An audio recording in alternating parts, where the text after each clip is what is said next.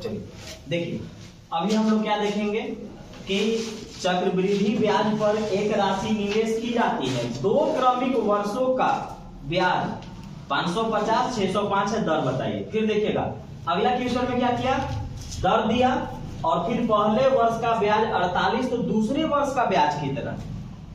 ये सवाल आपको देखने में बहुत आसान लगेगा, लेकिन आप इसको लॉजिकली सोचिएगा तो बहुत मुश्किल हो जाएगा और देखिएगा बनाने में आपको दिक्कत होगी।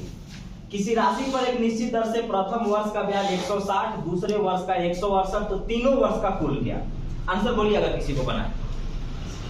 पहला बोलिए 10%, पहला का 10%। अभी रहने दीजिएगा, अब खाली सुनिएगा ना, देखिएगा क्या होता है कि एक वर्ष में, बोलिएगा आप लोग, एक वर्ष में कितना ब्याज मिला है 550। ये पहले वर्ष का है। दूसरा वर्ष में कितना मिला है 605 मिला है। तो अच्छा ये बताइए कि इनके बीच में गैप कितने का है, रुपया में 55 का है, ठीक है।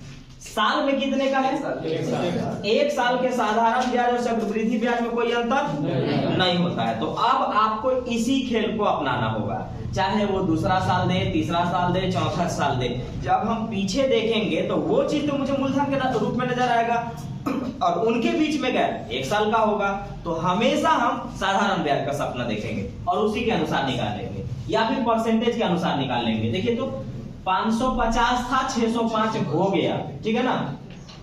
तो बढ़ा कितना 55 रुपया। किससे बढ़ा 550 से। परसेंट में चेंज करने के लिए 100 से गुना, एक जीरो खत्म, ये जीरो खत्म। अब समझने वाली बात ये है ना, सुनिएगा कि ई क्या है बताइए। 550 क्या है, ब्याज है। 605 क्या है, ब्याज है। तो ध्यान रखिएगा कि ब्याज पहले वर्ष का ये ब्याज आपको दिख रहा है और कहा भी है कि पहले वर्ष का है 550, दूसरे वर्ष का है 605, ठीक है। अब आपको ये समझना होगा कि सिर्फ अगर ब्याज देगा तब, आप सुन लीजिएगा बढ़िया से, देखिए अगर मूलधन देगा तो मूलधन में उतना परसेंट निकाल लेंगे तो आएगा ब्याज, और मूलधन और ब्याज को जब जोड़ेंगे तो आएगा मिश्र धन। लेकिन जब सिर्फ ब्याज दिया जाए, जैसे पहले वर्ष का ब्याज, दूसरे वर्ष का ब्याज, फिर यहाँ देखिएगा पहले वर्ष का ब्याज, दूसरे वर्ष का ब्याज, तीसरा वर्ष के निकाल के तब तीनों को जोड़ना है, यानी सिर्फ ब्याज देना है। तो सिर्फ ब्याज के कंडीशन में ही ध्यान रखिएगा कि सेम प्रोसेस है। मूलधन में रेट निकाल करके जो ब्याज आता था उसको जोड़ते थे तो क्या आता था, मिश्र धन आता था। अब यहाँ क्या होगा कि ब्याज में उतना परसेंट रेट निकाल करके उसी ब्याज को जोड़ेंगे ना तो दूसरा साल का ब्याज मिलेगा। ये ध्यान रखिएगा, सेम चीज, सेम प्रोसेस है, ध्यान से सुनिएगा।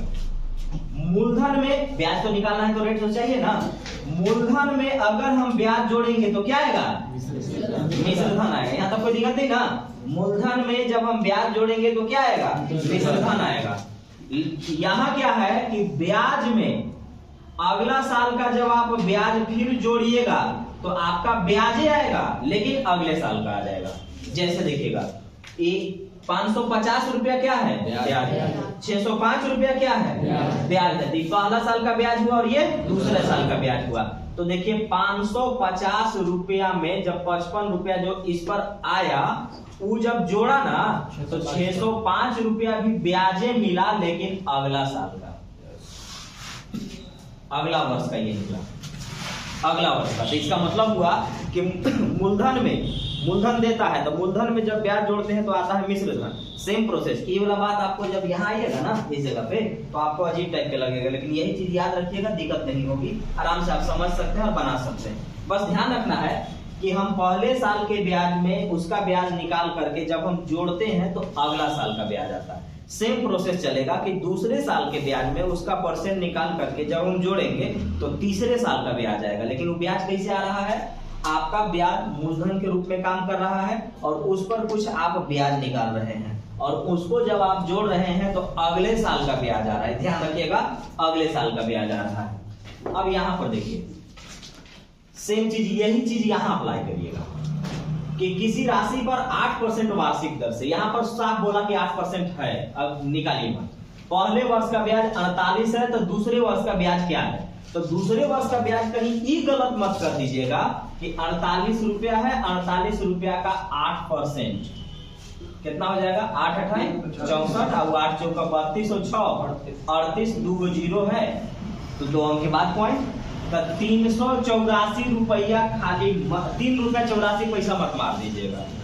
दूसरे वर्ष का ब्याज निकालने के लिए जरूरी है कि उस पर जो रेट चला है उसको निकाल लीजिए कितना आया, और उसको जब पिछलका में जोड़िएगा तब जाकर के अगला साल का निकाल के आपको देगा। तो आपको दूसरे साल का चाहिए था, तो पिछला साल का कितना था? 48 रुपया। इस बार कितना निकाले? 3 रुपया 84 पैसा। तो ये कितना रुपया आ गया? 51 रुपया 84 पैसा। ये किसके साल का आया? दूसरे साल का।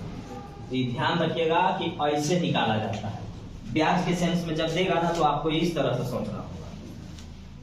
आपको लगेगा कि हम तो मिश्रधन निकाल दिए, मिश्रधन नहीं है, वो ब्याज पर ब्याज जुड़ा हुआ है, वो ब्याज ही है। हाँ, समझने के लिए ये हम कह सकते हैं कि मुझे जो पीछे दिखेगा वो मूलधन दिखेगा, हम आगे बढ़ेंगे तो मैं मिश्रधन हो जाऊंगा।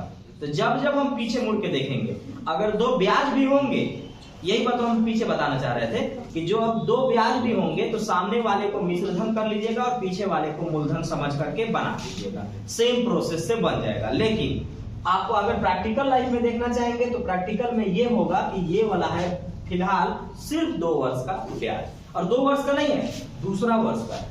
2 वर्ष का कब होगा? जब 48 इसमें हम क्या करेंगे? इसमें ऐड करेंगे। इससे क्या आया? दूसरे वर्ष का। सवाल में भी पूछेगा, यहाँ देखिएगा 2 वर्ष का नहीं है, दूसरे वर्ष का। दूसरे वर्ष का ब्याज आपसे पूछा जा रहा है, तो दूसरे वर्ष का जो ब्याज होगा वो 51 रुपया 84 पैसा। फिर से सुन लीजिए, इसका मैंने 8% जैसी 1 साल का गैप कहीं भी आएगा, 20वां साल 21वां साल भी अगर 1 साल का गैप आएगा तो हम साधारण ब्याज के हिसाब से चलेंगे। 48 रुपया 8% पर हमको 3 रुपया 84 पैसा मिला, और ये बात हमको मालूम है कि इस ब्याज में ये वाला पैसा जब हम जोड़ते हैं ना तब अगला साल का ब्याज मिलता है। अब यही चीज यहाँ पर अप्लाई करके देखिएगा, इस जगह पर थोड़ा सा आपको दिक्कत है। किसी राशि पर किसी निश्चित दर से, अभी दर भी आपको पता नहीं, प्रथम वर्ष का चक्रवृद्धि ब्याज लिख लेते हैं यहाँ, प्रथम वर्ष, द्वितीय वर्ष और तृतीय यानी तीसरा वर्ष। तो प्रथम वर्ष का कितना दिया है? 160 रुपया। दूसरा वर्ष के कितना है? 168। तीसरा वर्ष के तो अभी आपको निकालना पड़ेगा, तो तीसरा वर्ष को निकालिएगा तो तीसरा वर्ष का ब्याज कैसे निकलेगा? 168 का कुछ परसेंट निकालेंगे और जो भी आएगा उसको 168 में जोड़ेंगे तो तीसरा साल का मिलेगा। लेकिन आपको यहाँ पर फिर परसेंट की जरूरत है, तो परसेंट कहां से निकलेगा? यहाँ से निकलेगा, क्योंकि यहाँ भी तो 1 साल का गैप आया है, तो जहां भी 1 साल का गैप आएगा 1 साल के हिसाब से सोच लेंगे। देखिए तो 160 रुपया था, 168 बढ़ गया, तो बढ़ा कितना? 8 रुपया बढ़ा।